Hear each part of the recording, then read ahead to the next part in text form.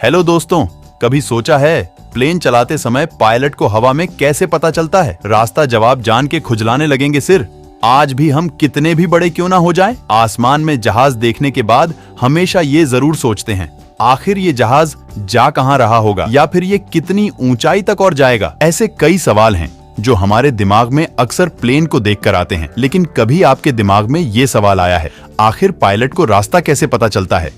क्योंकि आसमान में सारे रूट तो एक ही जैसे दिखते हैं, तो फिर पायलट ऐसा क्या जादू करता है जिसकी वजह से लोग अपने डेस्टिनेशन पर समय के साथ पहुंच जाते हैं? आज इसी सवाल के साथ हम आपको जवाब देने वाले हैं। चलिए जानते हैं, आखिर पायलट को कैसे सही रास्ते का पता चलता है। जब पायलट एरोप्लेन को उड़ाता है तो उससे रेडियो और रेडार के उपयोग से रास्ते को बताते हैं। इसके अलावा एयर ट्रैफिक कंट्रोल होता है जो पायलट को जानकारी देता है कि किस दिशा में उन्हें जाना है और कहां नहीं जाना है। हालांकि अब तकनीक मॉडर्न हो गई, कई तरह से मीटर आ गए हैं जिससे रास्ते का पता लगा सकते हैं। अगर आप प्राचीन समय की बात करें तो पहले पायलट रास्ते का पता जमीन, पहाड़, मकान और रेलवे लाइन को देखकर लगाया करते थे, जिसमें सेंसर लगते थे। पायलट का सही रास्ता दिखाने के लिए HSI यानी हॉरिजेंटल सिचुएशन इंडिकेटर का इस्तेमाल होता है। बता दें, इसे देखकर पायलट को ही आसानी से पता चल जाता है कि कहां जाना है। साथ ही ये कंप्यूटर हर जगह की स्थिति, अक्षांश और देशांतर को अच्छे से नापने का भी काम करती है। इस वजह से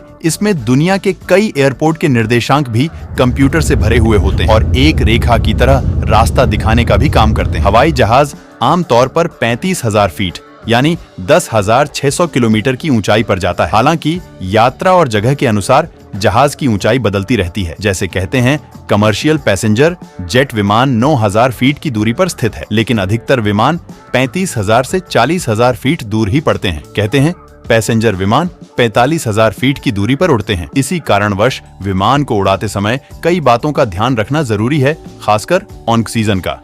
इसीलिए क्योंकि इतनी ऊंचाई होने के बाद सांस न आने का खतरा रहता है। जहाज को चलाने के लिए ईंधन के रूप में केरोसिन जेट A1 और नैप्था केरोसिन जेट B के मिक्सचर का इस्तेमाल होता है। ये डीजल ईंधन के जैसा ही होता है, जिसका इस्तेमाल टरबाइन इंजन में भी होता है। रिपोर्ट के अनुसार प्रति सेकंड में करीबन 4 लीटर ईंधन की खपत हो जाती है।